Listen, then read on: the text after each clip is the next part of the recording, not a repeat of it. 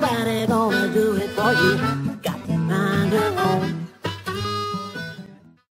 So how did I get here? What led me I was 48 years old at the time, led me to live in an RV, and what was the process of giving up my sticks and bricks and giving up everything in the Bay Area to get an RV? What was it like the first days out on the road and the weeks leading up to it? I know some of you are really curious, if you're thinking about doing this, what that was like. So I've always wanted to be a nomad. When I was 17 years old, my dream was to just jump in the car and wait tables, because that's what I was doing. I was waiting tables at the time in high school. I ended up dropping out of high school, but that was just what I wanted to do. But that's not what you do, right? I mean, at 17, 18 years old, you're told, no, you need to get a career, you need a job, you need to be responsible, and all the things that they tell you about chasing the American dream. You're supposed to want to succeed. You're supposed to want money. You're not supposed to want freedom. You're not supposed to not want things, right? And so I spent the next 3 decades of my life chasing the American dream. I went back, got my GED, ended up going to community college, graduating from a 4-year university, got a career, got a house, got a husband, and I was miserable. And drinking myself to death, when was that? The big crash. When was that? Big crash of 2008, right? So I was literally drinking myself to death. I weighed about 240 pounds. I wasn't happy. I was completely miserable. Here, I had everything I thought I was supposed to want, and I was miserable. Well, in a lot of ways, for a lot of us, I think the crash of 2008 was a really good thing, because it was a wake-up call. Through no fault of my own, chasing the American dream, sure, I could have saved more money, I could have had more money in the bank, I could have had less debt, blah, blah, blah.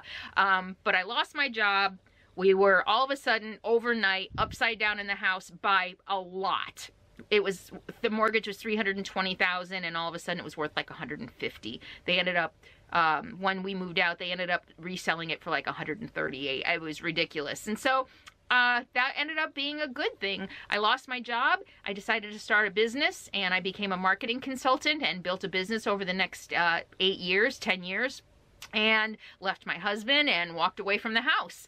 And when I did all those things, I started getting myself back. I started getting back the things that were important to me. Backpacking. I didn't backpack the whole time I was married.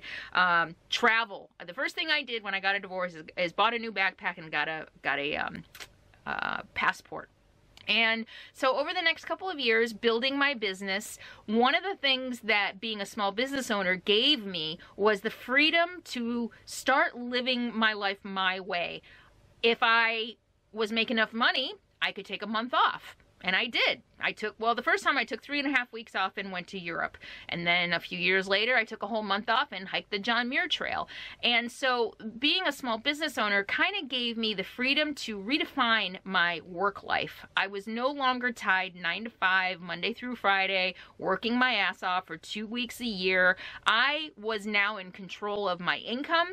I was in control of my work schedule. I was in control of my life in a way that I had never been in control of my life before.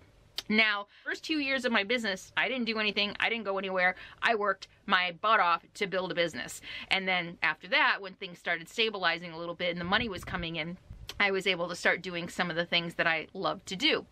And so it was after, I don't know, I'd been in business, how long? Maybe 8 years. And I took a month off to hike the John Muir Trail.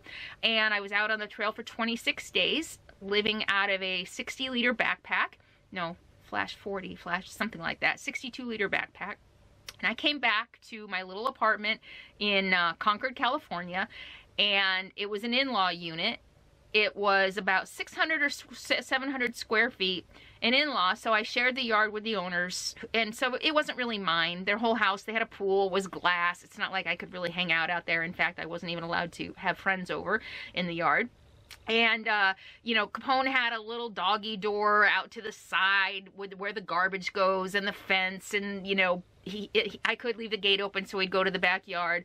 But basically, I came back to this apartment and I looked around and I'm like, I just survived, lived, thrived, had a wonderful time without any of the crap in this apartment.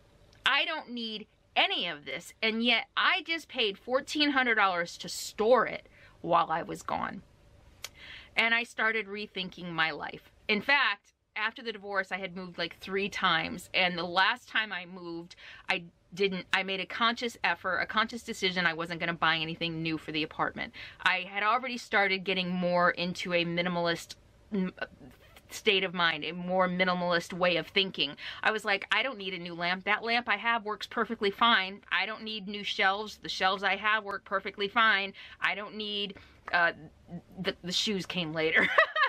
But really started redefining need versus want. I'd find myself saying, I need a new lamp. And I'd be like, no, you don't need a lamp. You've got plenty of lamps. There's nothing wrong with this. You want a lamp. There is a difference. And so I'm not really sure why.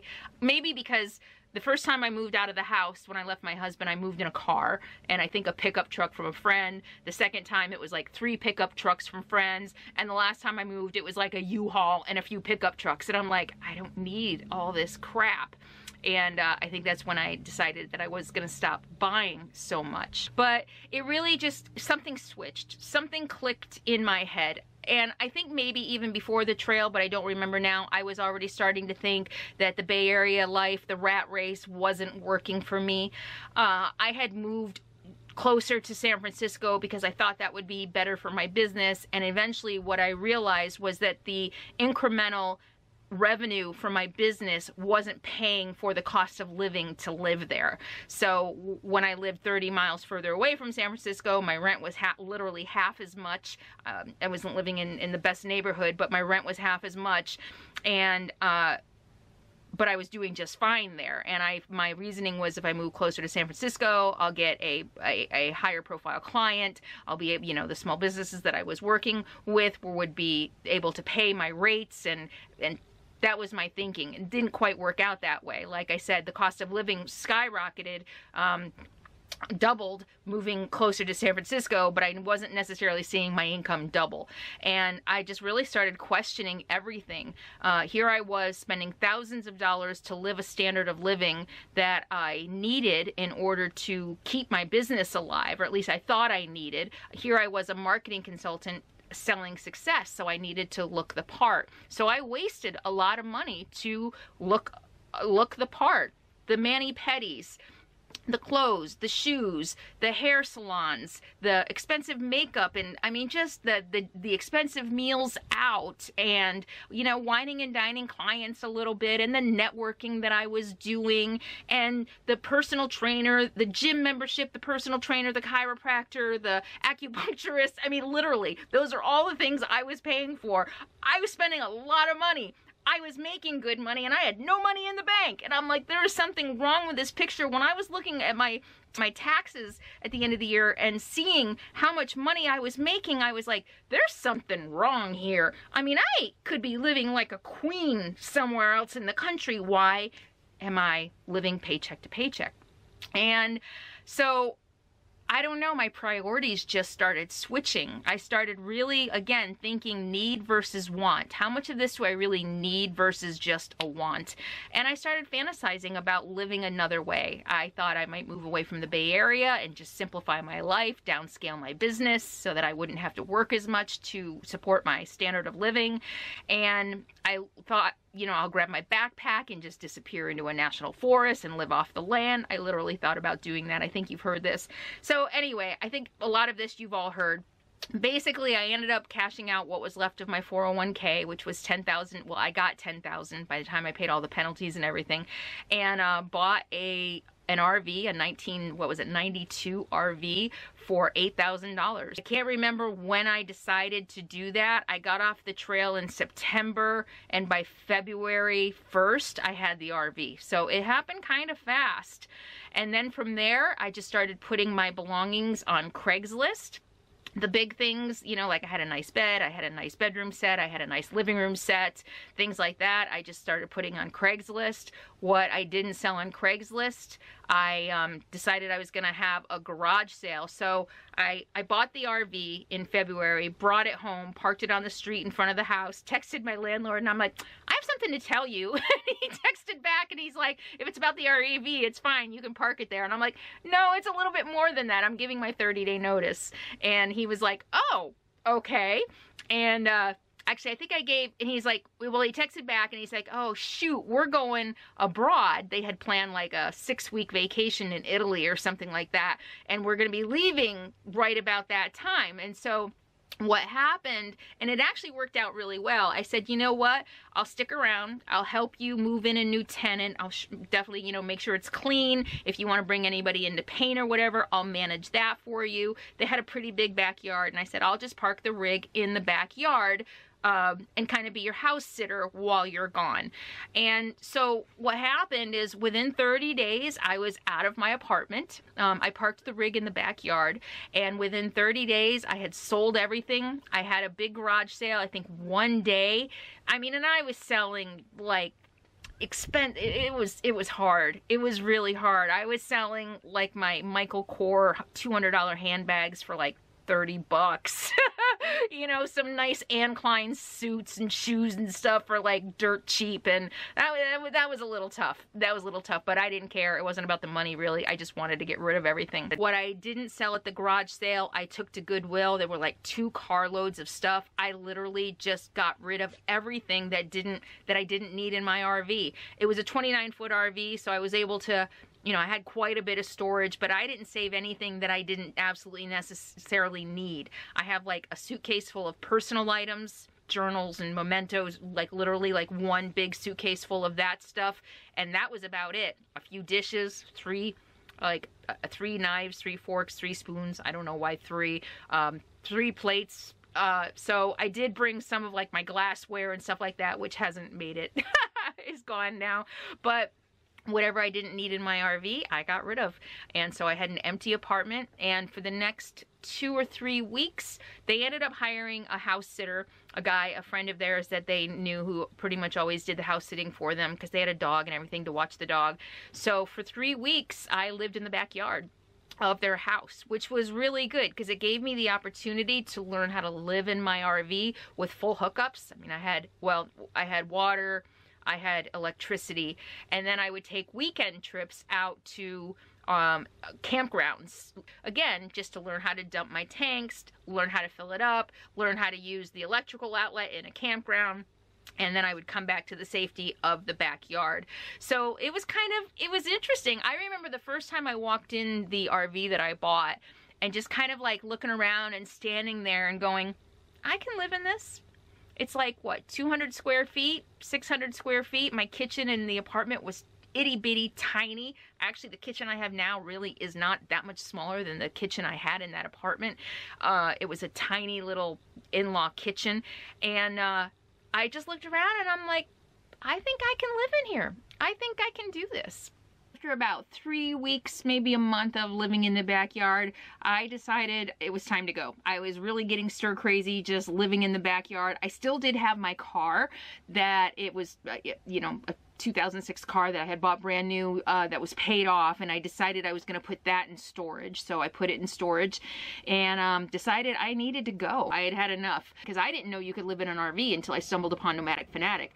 And I stumbled upon Nomadic Fanatic by looking at off-grid living and tiny home living, because that's another thing I was thinking about. So yeah, when I discovered that people live in RVs, I was like, oh my gosh, that's brilliant. Yes. So when I decided to leave the backyard, I didn't know where I was going. I remember just unplugging the rig, you know, looking over at Capone and be like, you ready? Here we go. This is it. We're like driving away from our life.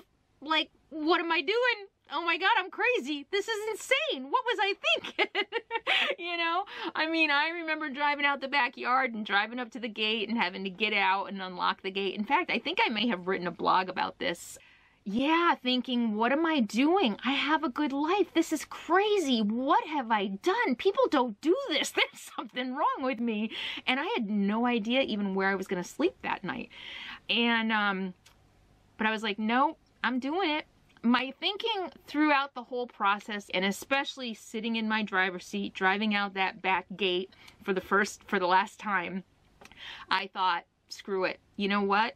If it doesn't work, I'll come back. That was part of the reason I saved my car, because I was like, well, I can't show up to client meetings. Matilda, in case you guys were with me with Matilda, she certainly didn't look like the picture of success, did she? People would be like, what the hell? Nobody would hire me driving up to meetings with Matilda. And so I saved my car just in case I needed to come back. And that was my thing. And I think that's my thing with a lot of things. If I don't like it, I won't do it anymore. If it doesn't work out, I can go back. No harm, no foul. Especially since I didn't have a house anymore. It was like, I'm still earning what I was earning before. I'm still earning the same amount of money, only I don't have to pay $2,000+ a month for a standard of living, you know? And I did a spreadsheet and I figured out what's gas gonna cost me at $8 gallons, 8 miles to the gallon, you know, my insurance for the RV, other expenses, dump station fees and stuff like that. I did a spreadsheet. What are all my costs now? What are my, my personal trainers, my acupuncture, my gym membership, my hair appointments, all of the things that I paid were in one column, and all of the expenses for living in an RV. And I think I should have been $1,000 ahead, let's say. I don't remember. I think I should have been about $1,000 ahead living in an RV. So I thought, okay, well, $1,000 ahead, maybe I wouldn't be able to pay back my 401k in a couple of months, but I should be able to pay it off in less than a year. That was the thinking. And as many of you know who are with me through Matilda, I ended up dumping about $20,000 into Matilda. So there went all of that. But the way I looked at it, it's like that's what I would have paid for rent anyway, and I had a lot more fun. So I got to go where I wanted and do the things I wanted to do and really have a lot of adventures. Back to how I was able to earn a living on the road. My goal was to go back to the Bay Area as often as I needed to meet with clients. And I did do that for a few months, or a couple of months. So I left the backyard April 1st. And I really did. I got really good within, I don't know, 2 or 3 mile radius of the San Francisco Bay Area, not only finding boondocking, but I did a lot of stealth camping. My very first night, I ended up leaving the backyard going, what am I doing? This is crazy, but if it doesn't work out, I can always go back. Not a big deal. No harm, no foul. With the money, I can live out in the National Forest for 2 months to save enough money to put a down payment on an apartment, to get a new apartment. Not a big deal. No harm, no foul, right? I mean, what's the big deal? I can always start all over again. Didn't matter. And so I left Concord, California that night and drove, where did I go? I don't know why I decided, like, Fairfield, California. That's where I had my house. I decided I was going to go there and drive around and see if I could find some cool stealth camping spots around there. And I did. That's where I spent the night. I ended up finding a new housing development. They were building new houses, and at the end of a construction road, I went out there and parked, and I think I spent 2 or 3 nights out there. And now here I am, almost 4 years later. Well, let me see, where are we? December? Yeah, well, 3 years and 8 months later, here I am.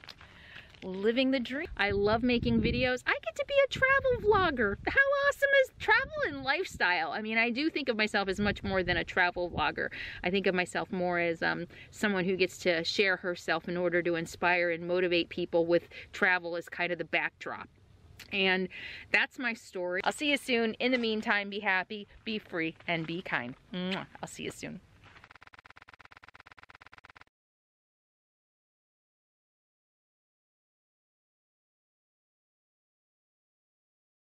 I felt that I did everything I was supposed to do. Yeah, okay. Some of you have pointed out, I didn't save. I wasn't the most responsible person with money, and I could go into reasons for that. One of which, I was brought up dirt poor. I lived in upstate New York in a farmhouse. We were so poor. I lived on government cheese. I lived on food stamps for a while. I went without heat and hot water in the winter because my single mother, who worked her ass off for minimum wage, couldn't afford propane or gas or whatever it was for the furnace. So I had winters without heat. I know what it's like to be poor. And when I built a career and started making money, I was like, woohoo, I don't have to shop at Goodwill. Look what I can buy. So yeah, okay, I wasn't great with money. you know, a lot of us aren't great with money, but a lot of us are also told, sure, we're told to save. We're told that we need money for retirement. We're told that we're supposed to have a certain amount in savings, blah, blah, blah, to save for a rainy day. The fact is, I think I read a statistic recently, like the majority of Americans have less than $1,000 in the bank at any given moment. So while we're told on one hand that we should be saving for a rainy day and retirement, on the other hand, we're bombarded with messages 24/7, buy more, buy bigger, buy better. You're not good enough if you don't have a nice new car, if you don't have the pretty big house, if you aren't going on the lavish vacations, if you don't have a boat, if you're not wearing the latest and greatest Nikes, if you don't have the latest and greatest iPhone. You know, I mean, we're bombarded with these messages, so we're getting conflicting messages. Save, buy, save, buy, save, buy. In researching this video, I found a statistics, actually one of you, and I'm sorry I can't remember who, sent me an article about about a society and how our economy works. Listen to this fact.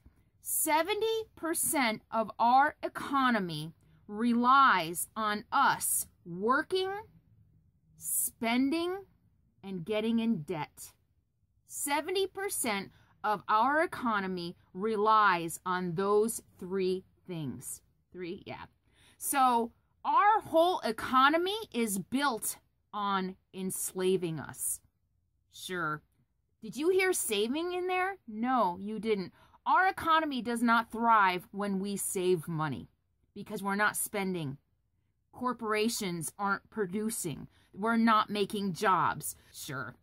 If we all save, we'd have no economy. But I wanted to talk about why I dropped out of society. And that is exactly why I dropped out of society. For me, and I'm not saying it's right for everybody, but for me, I realized that living that life was not doing me justice. I was not living to my fullest potential. Sure, there are plenty of people out there who are making a lot of money, who are happy with their vacations and their mortgage and their family. That did not work for me. So I chose to leave that world and live a more simpler life with less stuff, buying less, just not contributing to the great American lie. Chasing the American dream is a lie, in my humble opinion, to enslave us. If 70% of our economy relies on us spending and getting in debt, we're slaves to them. We're slaves to corporations.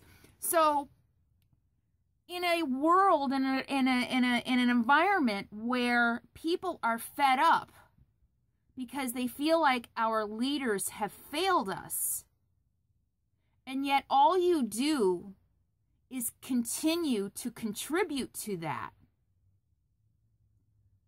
If we want change, we have to be the change. And I decided I wanted to be the change.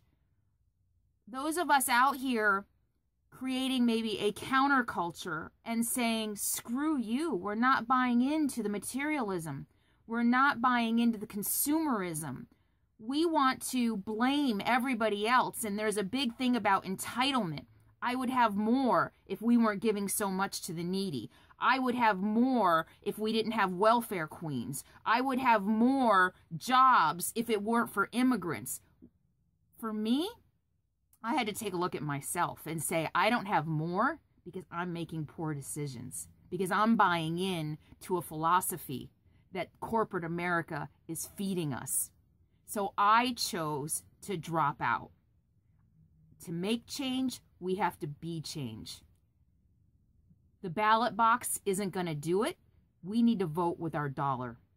I'm voting with my dollar. I'm buying as little new stuff as I can. I'm investing in Matilda.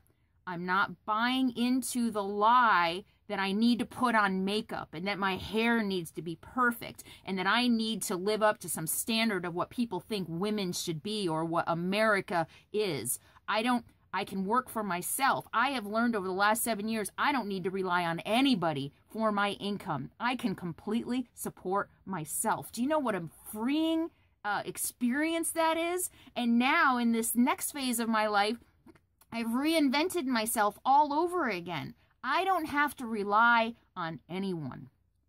And for those of us who want to blame a system and a government or a party or a politician for their state in life, for where they are in life, look inward. Because that's what I did. I spent a lifetime believing a lie. And like I say in my introduction, when I woke up and realized I didn't really want any of that, I was set free. So that's why I decided to live in an RV. I wanted to be free. I wanted to get away from what society told me I should be. I wanted to get away from what I told me I should be. I wanted to go, the career and the money and all those things that I thought I needed to be a success is what I walked away from. And you can too. A politician isn't going to change your life. I don't care who it is, whether it's Hillary Clinton or Donald Trump. A politician is not going to change your life. We have free will. Only we can change our lives. And I feel that living in an RV, being the successful business owner that I was, being the educated person that I am, by moving into an RV and flipping off all of the status quo, I feel like I am making a statement. That is why I chose to drop out of society and live in an RV. This is my way of saying I'm taking control of my own life. I don't expect anybody else to take care of me. I don't expect anyone to change my life but me.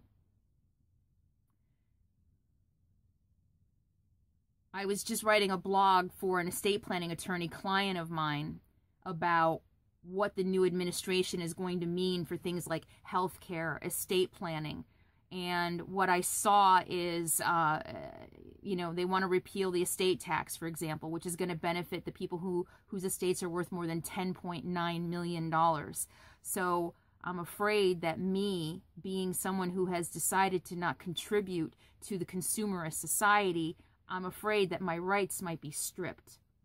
That maybe they might make it illegal for me to camp on public lands for 2 weeks at a time. That maybe they might force me to go back and contribute to a society that contributes to that 70% of our economy. They might force me to live in a house. They might make it illegal for me to live in an RV because that doesn't contribute. They think that doesn't contribute enough to their society, when in fact, I'm still earning, I'm still paying taxes. The illusion of how I live is that I'm homeless, I'm a freeloader, I'm not contributing to society, when in fact, I am still contributing a lot to society, but that illusion and the frustrated and disenfranchised people who have decided that this administration is going to save our country and save them scares me that my rights might now be taken away. I'm feeling a genuine fear for the first time in my life about my rights, my personhood, my safety as a woman in this society. So I live in an RV and I escaped society because I wanted to make a statement and I wanted to live true and free to my own beliefs. And I'm going to say it again. If you want change, be the change. Don't expect anyone else to make that change for you, whether it's a boss, a spouse, a child, a significant other, or a president. You need to be your own change. But here I am in the desert. Another reason I decided to drop out of society is I wanted to be closer to nature.